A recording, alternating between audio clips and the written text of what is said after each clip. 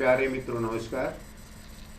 सबसे पहले तो मैं आज की सुबह में आप सब लोगों का हार्दिक अभिनंदन करता हूं और आप सबके भीतर बैठे परमात्मा को प्रणाम करता हूं। मेरा प्रणाम स्वीकार। एक मित्र हैं विनय जी, जो ग्वालियर से हैं।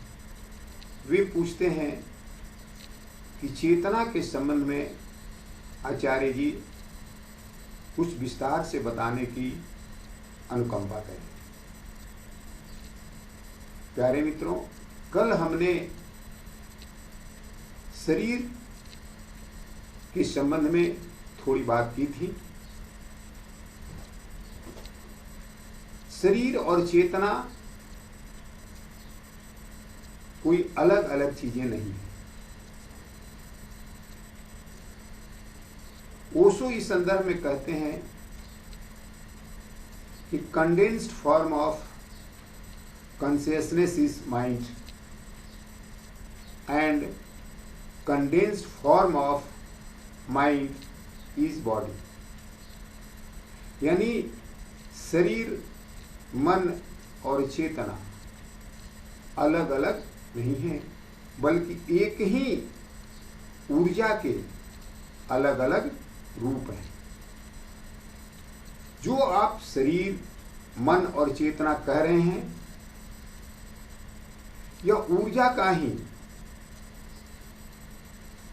अलग अलग रूप है।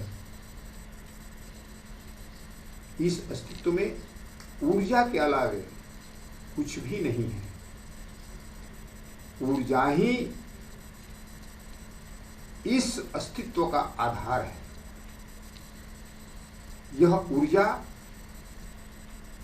हमारे शरीर में कई विभिन्न रूपों में काम कर रही है, जैसे शरीर के रूप में, मन के रूप में, भाव के रूप में, चेतना के रूप में। ये सभी का अंतर संबंध है मित्रों। ये सभी इंटर कनेक्टेड हैं। ये सभी अलग अलग नहीं है। यह बायोलॉजिकल है। जैसे हमारा हाथ, हमारा पैर, हमारा हृदय, हमारा मस्तिष्क क्या अलग अलग है? क्या एक दूसरे के बिना ये काम करेंगे? नहीं। ठीक इसी तरह से हमारा शरीर, हमारा मन, हमारा भाव, हमारी चेतना अलग अलग नहीं है, बल्कि एक दूसरे से इंटर कनेक्टेड हैं और एक दूसरे के बिना एक दूसरे का कोई भी अस्तित्व नहीं है। इस बात को, पहली बात तो अच्छी तरह से समझ लें। लेकिन यह मस्तिष्क जब भी बातें करता है किसी चीज को, तो तोड़ तोड़ करके करता है।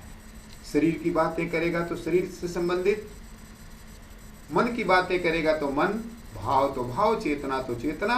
तो हम ऐसा समझ लेते हैं कि शरीर अलग है, मन अलग है, चेतना अलग है। नहीं मित्रों, ये अलग अलग नहीं है।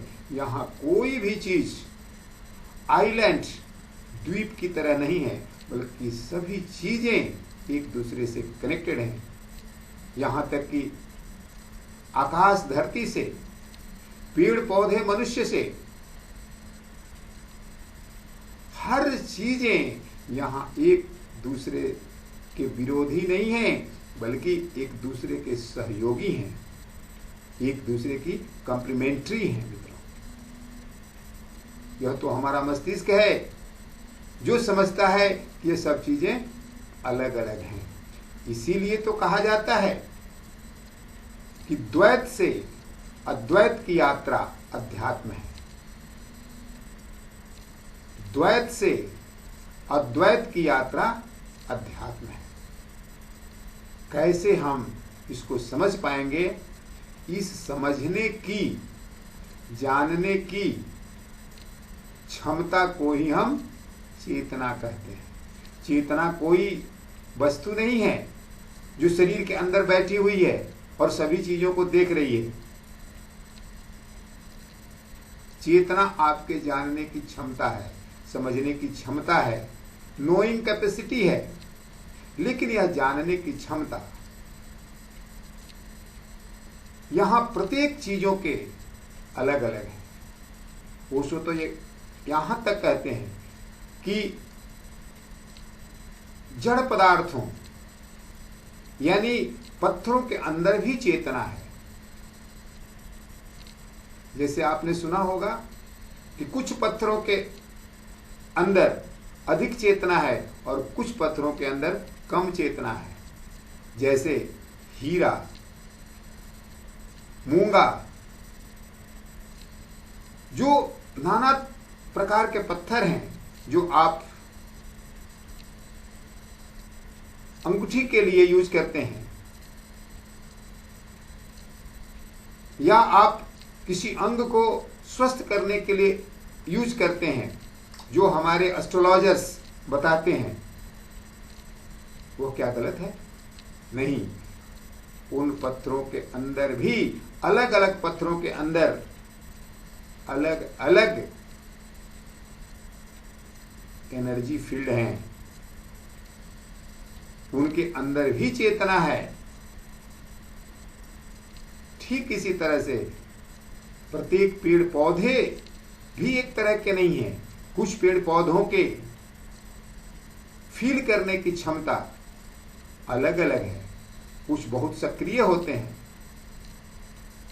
ठीक उसी तरह से सभी जानवर भी एक तरह के नहीं होते हैं, उनके अंदर भी जानने की क्षमता अलग अलग होती है। जैसे कुछ जानवर बहुत ही इंटेलिजेंट माने जाते हैं,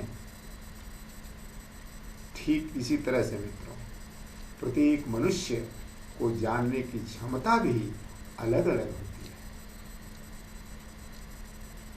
हर व्यक्ति एक तरह का नहीं है, उसको समझने की क्षमता अलग होती है। यह अच्छी तरह से आप वाकिफ हैं। अब ये जो जानने की, समझने की जो क्षमता है, कैपेसिटी ऑफ नोइंग है, उसको हम इस तरह से समझ सकते हैं। हम जिस चेतना के लेवल पर रहते हैं, यानी समझने की क्षमता के लेवल पर रहते हैं, उसको हम कहते हैं सबकॉन्शियस माइंड, चेतन मन। उस चेतन मन, सबकॉन्शियस माइंड के नीचे का एक स्तर है जिसको हम बोलते हैं इंडिविजुअल अनकॉन्शियस, व्यक्तिगत अवचेतन। और उसके नीचे चेतना का एक लेवल है जिसको हम बोलते हैं कलेक्टिव अनकॉन्शियस, सामूहिक अवचेतन। और उसके भी नीचे एक लेवल है जिसको बोलते हैं ब्रह्म अवचेतन, कॉस्मिक अनकॉन्शियस। प्यारे मित्रों, सबकॉन्शियस माइंड के यानी चेतन मन के ठीक ऊपर एक चेतना का लेवल है जिसको बोलते हैं सुपर कॉन्शियस या इंडिविजुअल कॉन्शियस, व्यक्तिगत चेतन। और उसके ऊपर भी चेतना का एक लेवल है जिसको हम बोलते हैं कलेक्टिव कॉन्शियस, सामूहिक चेतन। और उसके ऊपर भी एक चेतना का लेवल है जिसको हम बोलते हैं ब्रह्म चेतन, कॉस्मिक कॉन्शियस। प्यारे मित्रों, जहां से हम ध्यान और समाधि की बातें करते हैं वह कॉस्मिक कॉन्शियस, ब्रह्म चेतन की बातें हैं। लेकिन हमें ब्रह्म चेतन की बात करने के लिए हमें कॉस्मिक अनकॉन्शियस की बात करनी पड़ेगी, क्योंकि ओशो कहते हैं कि peak is to be achieved via abyss. चोटी की यात्रा घाटी से करनी पड़ती है मित्रों। यानी हमारी जो साधना है वह नीचे के चक्रों पर काम करती है और हमारी जो सिद्धि है ऊपर की तरफ अपने आप विकसित होती है। जैसे एक पेड़ नीचे की तरफ जब 1 फीट जाता है, यानी पेड़ का जड़ जब 1 फीट नीचे की तरफ जाता है तो उसका धड़ तना ऊपर की तरफ अपने आप 1 फीट चला जाता है। ठीक उसी तरह से जब पेड़ का जड़ 2 फीट नीचे जाता है तो पेड़ की तना ऊपर की तरफ 2 फीट बढ़ जाती है। उस तरह से जैसे जैसे आपकी साधना गहरी होती जाती है वैसे वैसे आपकी सिद्धि ऊपर की तरफ बढ़ती जाती है। इसी को दूसरे शब्दों में सारे संत कहते हैं कि तुम साधना करो, सिद्धि की चिंता मत करो, तुम कर्म करो। कर्म यानी साधना, फल यानी प्रसाद अपने आप मिल जाएगा। आपको फल की चिंता नहीं करनी है, आपको जड़ में पानी डालने की जरूरत है, आपको साधना करने की जरूरत है, आपको सिद्धि के बारे में सोचने की जरूरत नहीं है। यदि आपने सिद्धि के बारे में, फल के बारे में सोचा तो भटक जाएंगे मित्रों। फिर आप उसकी कल्पना में, सपने में डूब जाएंगे, आप इमेजिनेशन में चले जाएंगे, आप भ्रमित हो जाएंगे। इसलिए हमें यह काम, यदि आप मानते हैं परमात्मा तो परमात्मा कह ले, नहीं मानते हैं तो अस्तित्व कह ले, कॉस्मिक एनर्जी कह ले, उसके ऊपर छोड़ दें और आप अपना काम करें, यानी साधना करें। इसी को ओशो कहते हैं कि यदि पानी को 100 डिग्री सेल्सियस पर गर्म किया तो पानी को भाप बनना पड़ेगा। ओशो क्या कहना चाहते हैं? ओशो कहते हैं कि तुम साधना करो। यदि पानी भाप नहीं बन रहा है, यानी समाधि में, ध्यान में गहराई नहीं आ रही है, तो अभी चूल्हे में और लकड़ी लगाने की जरूरत है, थोड़ा और मेहनत करने की जरूरत है, तब जाकर के बात बनेगी और अपने आप बन जाएगी। इसी को भगवान श्री कृष्ण कहते हैं, कर्मण्येवाधिकारस्ते मा फलेषु कदाचन। कर्म करो, फल की चिंता मेरे हाथ में छोड़ दो। प्यारे मित्रों, हमारा अधिकार सिर्फ कर्म पर है। हम सिर्फ कर्म ही कर सकते हैं, फल तो अपने आप आएगा, हमें उसकी चिंता नहीं लेनी है। तो इस चेतना के बारे में और चलिए आगे चलते हैं, थोड़ा समझने की कोशिश करते हैं दूसरे एंगल से कि 4 तरह की चीजें आप याद रखें: शरीर, मन, भाव और चेतना। चलिए इस संदर्भ में एक कहानी से इसको समझने की कोशिश करते हैं। एक बार की बात है कि एक बच्चा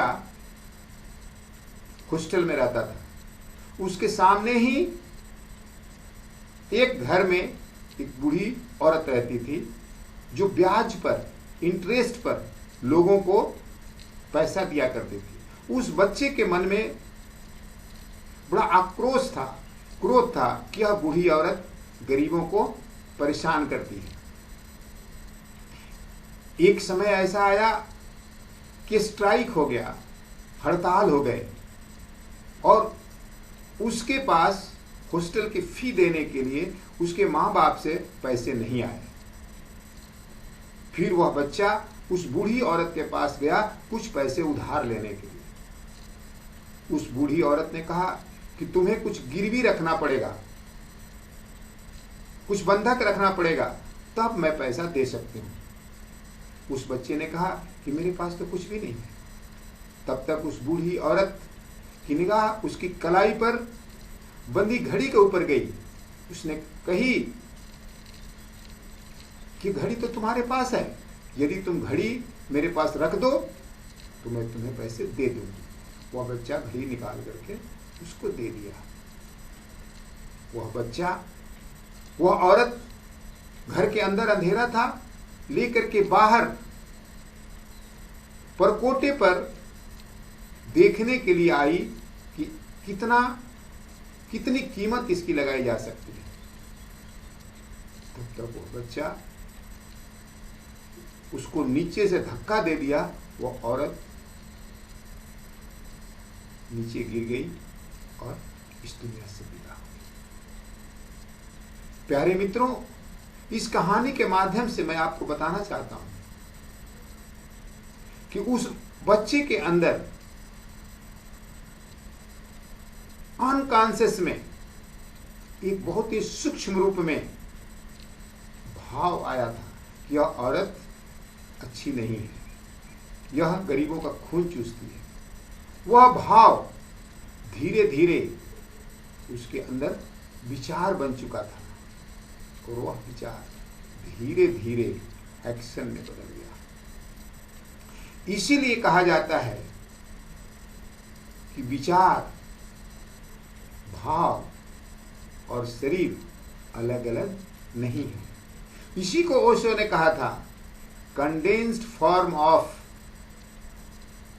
कॉन्शियसनेस इज माइंड। यानी भाव विचार बन जाते हैं, भाव का सघन हो गया रूप विचार बन गया है। और condensed form of mind is body, यानी विचार का सघन हो गया रूप एक्शन में बदल जाता है। एक्शन यानी शरीर। प्यारे मित्रों, ये सारे खेल उसी ऊर्जा का है, उसी ऊर्जा का है। उस ऊर्जा के ही ये सब अलग अलग रूप हैं। चाहे कहें आप विचार, चाहे कहें भाव, चाहे कहें चेतना, चाहे कहें शरीर, जो भी नाम देना चाहें आप दे सकते हैं। चलिए, इस संदर्भ में कल और हम थोड़ी बातें करेंगे और करते रहेंगे। तो चलिए हम अब सेलिब्रेट करते हैं, उत्सव मनाते हैं और फिर कल 6:30 बजे मिलेंगे और इस यात्रा को, इस चर्चा को और आगे बढ़ाएंगे। तब तक के लिए बहुत बहुत धन्यवाद और अहोभाव।